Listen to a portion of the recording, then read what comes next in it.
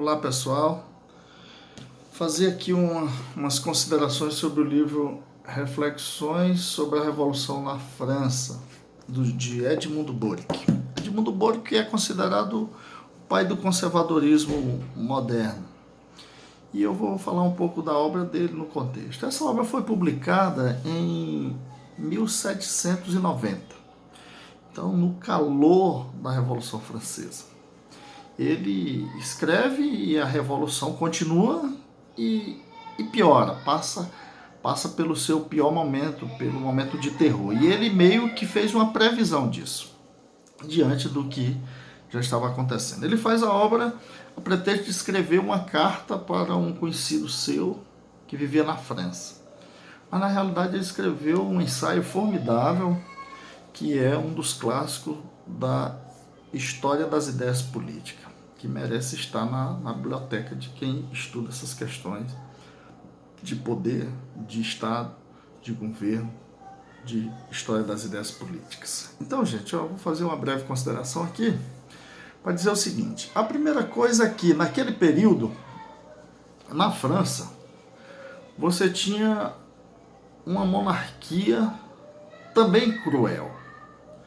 Você tinha um povo vivendo no castelo, um pouco afastado do centro de Paris, Versalhes, e eles vivendo num absoluto luxo, desconectado da vida real do povo. Qualquer semelhança com o momento que a gente vive do estamento burocrático do Brasil é mera coincidência, tá, pessoal? Então, o rei do momento era o Luís XVI.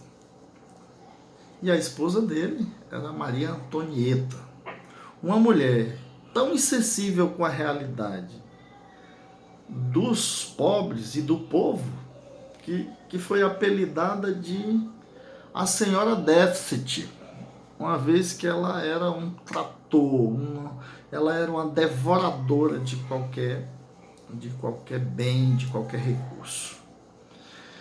E diante disso, e a miséria que o povo vivia, foi o pano de fundo, foi um ambiente fértil para a revolução. Mas o Edmund Burke percebeu logo naquele momento que aquela revolução era diferente. Ela não pretendia destruir apenas a monarquia absolutista de então.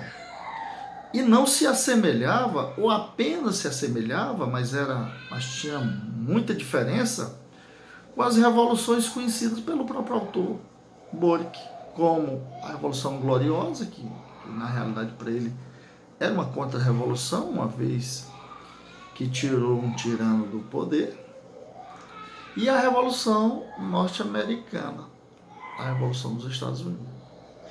Já essa revolução foi inspirada em filósofos abstratos, em ideias de um Rousseau, de um Voltaire, e ele começa a perceber que ela queria modificar todo um sistema de valores, além de um sistema político, e partiam com ferocidade e com atrocidade para cima de qualquer obstáculo que existia até então. O confisco das propriedades,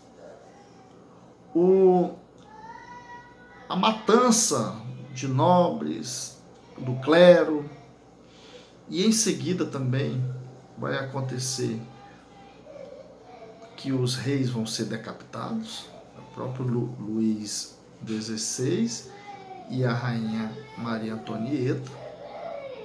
E ele começa a perceber, ou bispos e clero em geral, ele começa a perceber que aquilo vai acabar mal. Então ele começa a construir ali, gente, começa a construir as bases do conservadorismo moderno, porque, gente, destruir tudo para fazer algo no lugar, normalmente a história tem mostrado que o que vai ser construído é ainda pior às vezes gera o caos. E logo na sequência, meio que o autor conseguiu fazer uma previsão, a Revolução viveu o momento de maior terror e de maior caos. Então ele consegue mostrar isso aí, que alguns valores e que algumas instituições, algumas tradições, elas merecem permanecer, que elas foram construídas e testadas ao longo da história. É um compromisso de quem já morreu, com quem está vivendo e com as futuras gerações, de quem ainda vai nascer.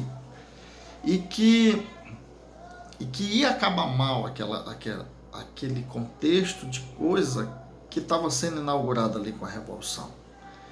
Aquela prática de guilhotinar, o uso indiscriminado da guilhotina, tanto é verdade que veio depois, até o próprio Robespierre foi também, perdeu a cabeça na guilhotina.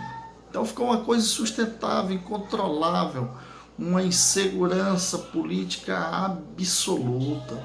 Então era difícil se pensar em propriedade, era difícil pensar em liberdade e democracia no momento daquele. Então trocar um sistema tirano, seja de uma monarquia, por um sistema tirano também, supostamente liderado pelo povo, pela uma revolução, então não foi, não é grandes coisas.